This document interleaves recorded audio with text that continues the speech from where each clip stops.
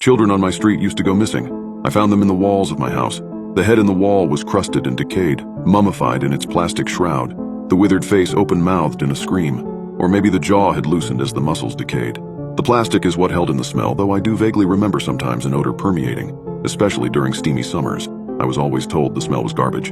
Alongside the head, other parts sat similarly stored in plastic bins. When I finally saw the corpse from the wall reassembled, it was hard to believe that anyone would do this to another human being. Harder still to imagine it was my own father who committed such horrific acts. Before I continue, a warning. If you are triggered by graphic descriptions of child abuse or death, do not read further. Mine is a harrowing account. I grew up in a house surrounded by bodies, the bodies of childhood playmates and acquaintances. When asked why he'd done it, my father always gave the same answer. As I recount the story now, I picture him in that interview room, how he must have looked facing the police. Victor Chen was a small, nervous, almost delicate man. He must have been petrified, his eyes swollen shut and his lip bleeding, his hands rubbing and rubbing, nails digging deep into the flesh of his wrists and palms as they peppered him with the same questions over and over. Why? Why children? Why in the walls? Why? I had to. Tears running down his cheeks, this was all he would say. I had to. Why little kids, you sick fuck? I imagine the officer's sneer, imagine how my father cowered as the man struck him. We know what you did to them. Why you wanted them. No, I never did anything to them. I just killed them. You just killed them. Yes. You expect me to believe? I had to. Piece of shit. If the interrogation went anything like my father said, that officer beat him within an inch of his life. Only after he was on the floor, groaning and at the brink of unconsciousness, did the second officer intervene, pulling back the violent one. They hustled my father back into his chair. The calmer officer spoke in measured tones. Now, Mr. Chen, tell me what happened to Mary Lewis, Kaylee Jensen, Kyle Sanderson, Terry Choi, Evie Connor. You obviously put a lot of thought into everything. Packing them into the walls takes a lot of materials and preparation. You must have had a reason for choosing them. What was it? But he would not say. When I confronted him, it did not go much better at first. He wouldn't speak for ages, just sat there with his head down and tears dripping from his eyes. Finally his gaze lifted. I suppose you think I'm a monster, he whispered. Are you? I asked. He burst into sobs. Through his hands, his muffled, repeated line, I had to. My father's crimes were not motivated by any of the reasons commonly ascribed to serial killers. They were not sexual in nature, and while most of the victims were minors, they ranged in age from 8 to 18, and he also murdered his own brother. Regardless of who they were, all bodies received the same treatment. Dismemberment, plastic wrap, concealment in the walls. Some were childhood friends of mine, though none of them close. He chose carefully, it seems, meticulous with his murders as with his blueprints. He was an architect, a trade that served him well. And yet, growing up, I never had the slightest inkling of what lay within our walls. Indeed, I could not have imagined it. My father was shy and soft-spoken in public, warm and kind in private. What I remember most about him is his laughter, the way his eyes would crinkle. He was devoted to the memory of my mother, who passed away when I was so little I could not remember her. In later years, I often saw him with dark circles under his eyes, and his smile became rare. Our relationship was strained by my teenage rebelliousness, but one thing I was certain of growing up, he loved me more than anything or anyone in the world. Yet when I look back now, I can see that there were always hints of his darker tendencies. For example, when I was 7 years old, he taught me to butcher a pig.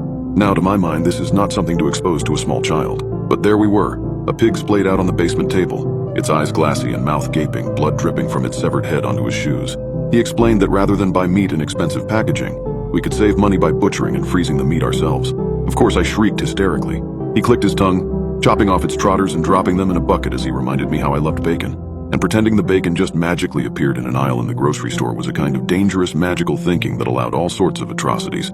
You can do anything evil, he declared, if you sanitize it in plastic. A chilling statement in retrospect. Then there was the time my uncle came to work for us. My father did not like Uncle Rudy. I have a better understanding of why now, but at the time all I knew was that Uncle Rudy was perpetually borrowing money. At the urging of my grandparents, my father, who was never rich but made enough to live comfortably, hired Uncle Rudy to do some work on the exterior of the house. There were strict parameters my uncle had to follow. Some of these were sensible, such as not to consume alcohol, but other precautions struck me as especially harsh. For example, my uncle was only briefly allowed to come inside for bathroom breaks, and at all other times, even for lunch or water breaks, he had to remain outside in the sweltering sun. But as was often the case in those days, my father was not always present to enforce these rules. One day when I got into trouble at school, my father could not be reached. It was Uncle Rudy who picked up the phone and agreed to come and get me. At home, he gave me a Coke. My father only let me have soda occasionally, claiming it was bad for my teeth, and told me the girls who bullied me were a bunch of shitheads. I giggled, reveling in his rebellious language and feeling immediate kinship with him. Thereafter, while my father was away at work, I would invite Uncle Rudy to sneak inside to watch TV with me. He was always smiling and chummy, and when he started drinking beer while I had soda, it was our little secret. We were both breaking my father's rules. Then one day, as we sat watching TV on the sofa, He squeezed me and told me what a special little girl I was. Didn't I know how special? His breath stank of beer and his sweaty, hairy arm draped over me. I didn't like his face so close but didn't know what to do or say. And he kept rubbing my back, his hand sliding under my cotton shirt, his fingers hot on my skin. He leaned his head close to mine, his lips against my ear, speaking softly like he was trying to make me feel better. Only he made my insides squirm. That was when my father came home. Uncle Rudy withdrew immediately as the door opened, but my father must have suspected something because his eyes narrowed to slits. He sent Uncle Rudy outside to finish working and right away sat me down to ask me what happened. Oh, he was just asking me about school. For some reason, I felt compelled to protect my uncle.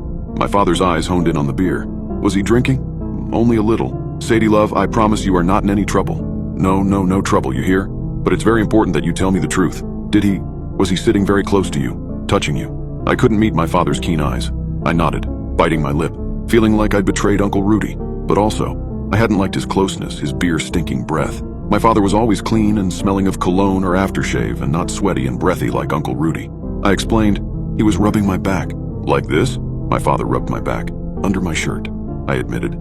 He went pale, but just as quickly his expression smoothed over. Well, sweetheart, we'll talk a little more later, HM. Thank you for telling me. You're a very bright girl. And the girls at school who've been bullying you are all stupid heads. I giggled. They are. Big, dumb stupid heads. The biggest and the dumbest. My father poked me, which made me squeal, and then told me to go on up to my room, read some books, and we'd go get ice cream later. I just need to have a quick word with Uncle Rudy about the yard. All right? Go on then. I went upstairs, smiling. But I knew he was putting me on, and so I snuck back downstairs to eavesdrop. As I neared the office door, I caught my uncle's booming protestation. What? Jesus fucking Christ, I was comforting her, that's all. What the fuck do you think I was doing? Fuck, bro. The screech of a chair against the floor. Through the gap in the door, I could just see my father lunge, gripping my uncle by the shirt. My father was, as I've mentioned, a slight man, especially compared to my bullish uncle. And yet, whatever it was my father hissed into his face, it made my uncle go pale with fear, recoiling as if my father were a spitting cobra. Fucking crazy! Burst Uncle Rudy, breaking his grip.